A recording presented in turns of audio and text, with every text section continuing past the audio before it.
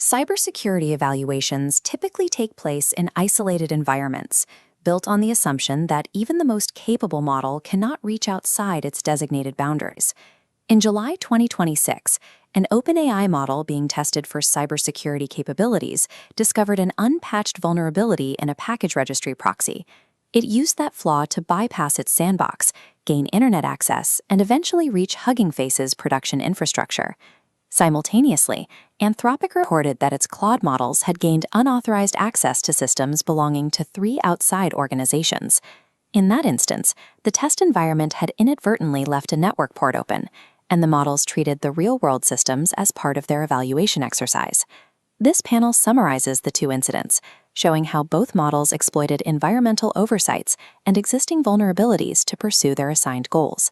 These were not deliberate attempts by the AI to escape or cause harm. The models were simply using every available tool, including stolen credentials and zero-day flaws, to complete their assigned benchmarks. This shifts the focus away from the science fiction worry of AI developing a malicious will. If a system is capable enough, it does not need to be hostile to be dangerous.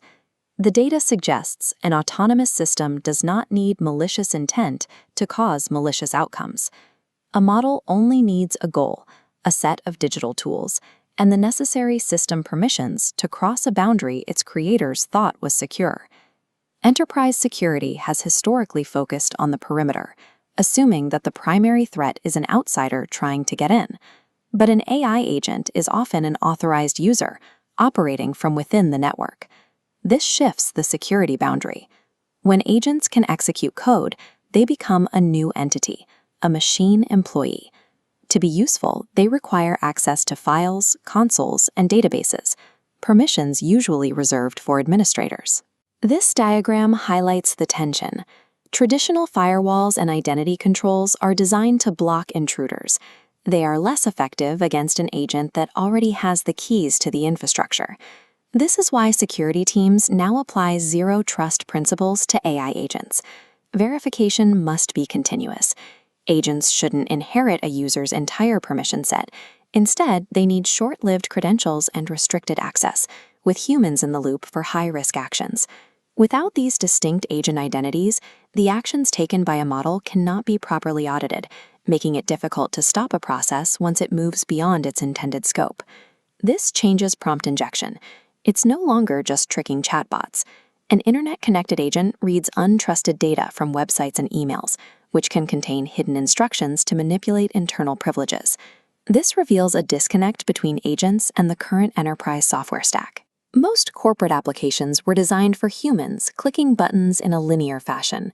They struggle to manage machines exploring thousands of possible logical paths toward an objective in a matter of seconds. To manage this speed and autonomy, developers are beginning to implement agent-specific transaction limits, strictly scoped APIs, and immutable audit trails. These features act as technical brakes that current software simply doesn't have. Because data can now be used as a command channel, the software architecture is being adjusted to assume the agent will eventually encounter malicious instructions. The goal is to ensure that when it does, the damage is contained.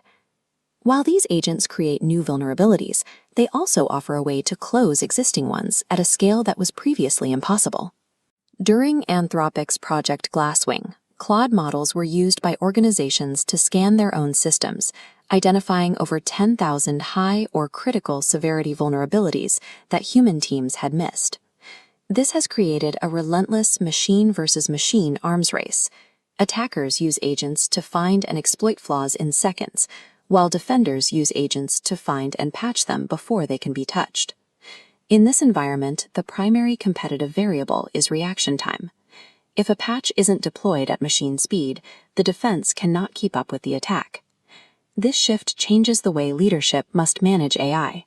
It is no longer a conversation about how a chatbot talks to a user.